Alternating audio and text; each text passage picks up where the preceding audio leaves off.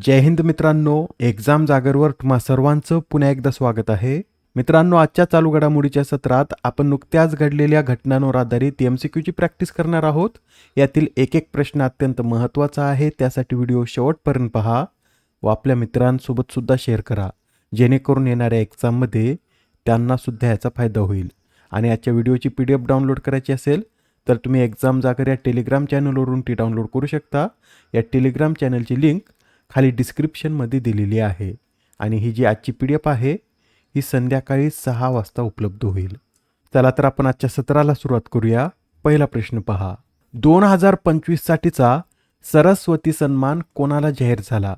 या प्रश्नाचं योग्य उत्तर आहे पर्याय क्रमांक 4 म्हणजेच राजकुमार मुखोपाध्याय यांना 2025 साठीचा सरस्वती सन्मान जाहीर झाला आहे. त्यांना त्यांच्या कोणत्या पुस्तकासाठी हा पुरस्कार मिळाला? तर हरा पार्वती कथा या बंगाली कादंबरीसाठी त्यांना हा पुरस्कार मिळाला आहे.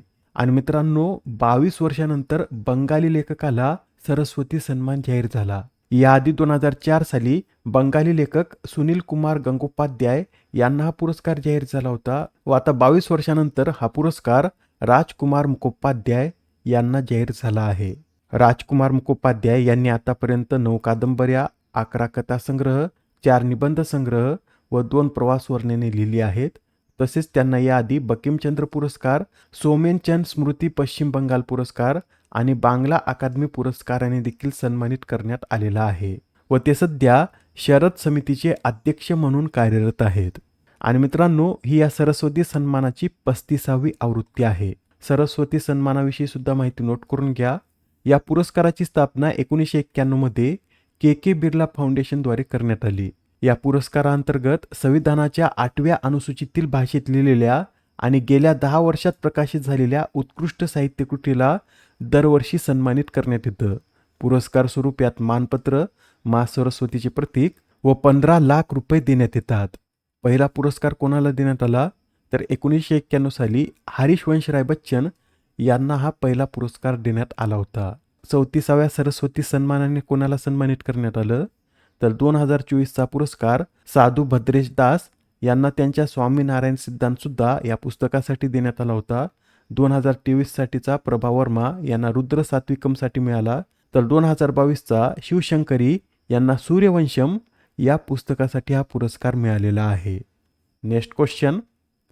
दिल्ली सरकारने बालमृत्यू दर कमी करण्यासाठी आणि जन्मानंतर लगेचच आजारांचे निदान करण्यासाठी कोणती योजना सुरू केली? तर आता दिल्ली सरकारद्वारे बालमृत्यू दर कमी करण्यासाठी आणि जन्मानंतर लगेचच आजारांचे निदान करण्यासाठी अनमोल ही योजना सुरू करण्यात आली. कोणती योजना? तर अनमोल. आणि या अनमोलचं फुल फॉर्म काय? तर advance newborn monitoring and optimal life care असं याचं पूर्ण स्वरूप आहे व याचा उद्देश नवजात बालकांची लवकर तपासणी करणे हा असून या योजनेअंतर्गत नवजात बालकांसाठी 56 प्रकारच्या मोफत चाचण्या उपलब्ध करून दिल्या जात आहेत. येणाऱ्या एक्झाममध्ये यावर निश्चित प्रश्न विचारण्यात येईल, तर लक्षात ठेवा अनमोल ही योजना दिल्ली सरकारने सुरू केली. पुढील प्रश्न. UK मधील भारताचे पुढील उच्चायुक्त म्हणून कोणाची नियुक्ती करण्यात आली? तर आता UK मधील भारताचे पुढील उच्चायुक्त म्हणून पेरियासामी कुमारन यांची नियुक्ती करण्यात आली. मित्रांनो, कुमारन हे 1992च्या तुकडीचे भारतीय परराष्ट्र सेवेतील अधिकारी आहेत व त्यांनी याआधी परराष्ट्र मंत्रालयात सचिव म्हणून कार्य केले होते व आता त्यांना UK मधील भारताचे पुढील उच्चायुक्त म्हणून नियुक्त करण्यात आला आहे. आता हा प्रश्न पहा. चर्च ऑफ इंग्लंडमधील आर्च बिशप ऑफ कॅन्टरबरी पदी निवड होणाऱ्या पहिल्या महिला कोण बनल्या आहेत? या प्रश्नाचं उत्तर आहे पर्याय क्रमांक 4 म्हणजे सारा मुल्लाली या चर्च ऑफ इंग्लंडमधील आर्च बिशप ऑफ कॅन्टरबरी पदी निवड होणाऱ्या पहिल्या महिला ठरल्या आहेत. सारा मुल्लाली यांना 25 मार्च 2026 रोजी 106व्या आर्च बिशप ऑफ कॅन्टरबरी म्हणून स्थापित करण्यात आला आहे व 1400 वर्षांच्या इतिहासात प्रथमच एका महिलेने हे पद भूषवलं. त्यांच्या आधी या पदावर कोण कार्यरत होते? तर जस्टिन वेल्बी बिशप हे या पदावर कार्यरत होते. सारा मुल्लाली यांच्याबरोबर या महिलांची नावे सुद्धा लक्षात ठेवा. महाराष्ट्राच्या पहिल्या महिला उपमुख्यमंत्री सुनेत्रा पवार बनल्यात. नेपाळ देशातील पहिल्या तृतीयपंथी महिला खासदार भूमिका श्रेष्ठ. विमानतळ प्राधिकरण मंडळाच्या पहिल्या महिला सदस्य निवेदिता दुबे. मणिपूरच्या पहिल्या महिला उपमुख्यमंत्री नेमच्या किपगेन. तर केरळच्या पहिल्या अंध महिला न्यायाधीश या थान्या नातन बनल्या आहेत. पुढील प्रश्न, केंद्रीय मंत्रिमंडळाने उड्डाण 2.0 ला मंजुरी दिली असून या अंतर्गत किती विमानतळे विकसित केली जाणार आहेत? तर आता या उडान 2.0 अंतर्गत देशभरात एकूण 100 विमानतळे विकसित केली जाणार आहेत. या उडान 2.0 साठी केंद्रीय मंत्रिमंडळाने 28,840 कोटी रुपयांची तरतूद देखील केली आहे. मित्रांनो, उडानचं फुल फॉर्म काय? तर उडे देश का आम नागरिक असे याचं पूर्ण स्वरूप असून याच्या दुसऱ्या आवृत्तीचा उद्देश प्रादेशिक कनेक्टिव्हिटीला चालना देण्यासाठी 100 नवीन विमानतळे आणि 200 हेलिपॅड विकसित करणे, तसेच लहान शहरे आणि दुर्गम भागांसाठी हवाई प्रवास परवडणारा आणि सुलभ बनवणे हा याचा उद्देश आहे. बरं, उडान योजना कधी सुरू करण्यात आली होती? तर 2016 मध्ये उडान योजना सुरू करण्यात आली होती. नेक्स्ट क्वेश्चन, अलीकडेच शनी या ग्रहाचे 11 नवीन चंद्र शोधण्यात आले, तर शनी या ग्रहाच्या एकूण चंद्रांची संख्या किती झाली? तर मित्रांनो, या 11 नवीन चंद्राच्या शोधानंतर शनी या ग्रहाच्या एकूण ज्ञात चंद्रांची संख्या ही 285 इतकी झाली आहे. 285 चंद्रासह शनी हा आपल्या सौरमालेतील सर्वाधिक चंद्र असलेला ग्रह आहे. शनीबरोबरच गुरु या ग्रहाचे देखील 4 नवीन चंद्र शोधण्यात आले आहेत व या 4 नवीन चंद्राच्या शोधानंतर गुरुच्या चंद्रांची संख्या ही 101 वर पोहोचली आहे. आपल्या सौरमालेत जे इतर ग्रह आहेत त्यापैकी शुक्र आणि बुध यांना चंद्रच नाही. शनीला 285 चंद्र, गुरुला 101, युरेनस 28, नेपच्यून 16, तर प्लुटोला 5 चंद्र आहेत. आपल्या जवळ असलेल्या मंगळ ग्रहाला एकूण किती चंद्र आहेत? तर याची 2 चंद्र आहेत आणि या दोन्ही चंद्रांची नावे सुद्धा लक्षात ठेवा, एक्झाममध्ये बऱ्याच वेळा विचारण्यात येतात. तर मंगळ या ग्रहाच्या चंद्राची नावे फोबोस आणि डेमोस अशी आहेत. नेक्स्ट क्वेश्चन, नेपाळचे नवीन पंतप्रधान म्हणून कोणी शपथ घेतली? तर आता नेपाळचे नवीन पंतप्रधान म्हणून बालेंद्र शाह यांनी शपथ घेतली आहे. मित्रांनो, 35 वर्षीय बालेंद्र शाह हे नेपाळचे सर्वात तरुण पंतप्रधान ठरले आहेत.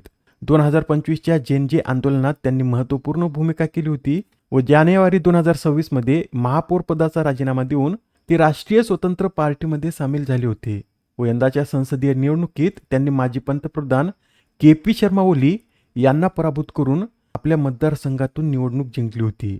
त्यांच्या पक्षाने एकूण 275 पैकी 182 जागा जिंकल्या आहेत.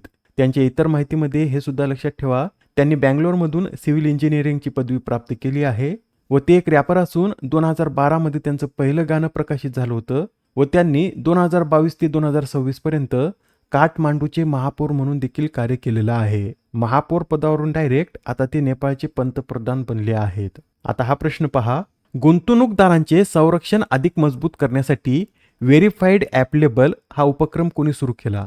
तर हा जो उपक्रम आहे हा सेबीद्वारे सुरू करण्यात आला आहे. गुंतवणूकदाराचे संरक्षण अधिक मजबूत करण्यासाठी सेबीचे अध्यक्ष तुहिन कांत पांडे यांनी या उपक्रमाची सुरुवात केली. आजच्या सत्रामधील शेवटचा प्रश्न पहा, दरवर्षी जागतिक रंगभूमी दिन कधी साजरा केला जातो? तर हा जो जागतिक रंगभूमी दिन आहे हा दरवर्षी 27 मार्च रोजी साजरा केला जातो व हा दिवस 1962 साली पहिल्यांदा आयोजित करण्यात आला होता. यंदाची या दिनाची थीम नोट करून घ्या, theatre and a culture of peace अशी या वेळच्या दिनाची थीम आहे. यादीच्या सत्रात तुमच्यासाठीचा प्रश्न होता, 2026च्या जागतिक दहशतवाद निर्देशांकात आपला भारत कितव्या स्थानी आहे? या प्रश्नाचं उत्तर आहे पर्याय क्रमांक 4, म्हणजेच या निर्देशांकात आपला भारत 13व्या क्रमांकावर आहे. बरं, यात पहिलं स्थान कोणी पटकावलं? तर पाकिस्तान या देशाने यात पहिलं स्थान पटकावलं. हा अहवाल कोणाद्वारे प्रकाशित केला जातो? तर इन्स्टिट्यूट फॉर इकॉनॉमिक्स अँड पीसद्वारे हा अहवाल प्रकाशित केला जातो व यंदाची ही या अहवालाची 13वी आवृत्ती आहे. आजच्या सत्रामधील तुमच्यासाठीचा प्रश्न पहा, IQ-एअरच्या जागतिक हवा गुणवत्ता अहवाल 2025 नुसार कोणता देश हा जगातील सर्वात प्रदूषित देश ठरला? आता या प्रश्नाचं उत्तर कमेंटमध्ये देण्याचा प्रयत्न करा. उत्तर चुकलं तरी काय हरकत नाही, कारण ज्यावेळेस तुम्हाला या प्रश्नाचं योग्य उत्तर माहीत होतं त्यावेळेस हा प्रश्न तुमच्या दीर्घकाळापर्यंत लक्षात राहतो. तर आता पुढच्या सत्रात पुन्हा भेटूया. धन्यवाद.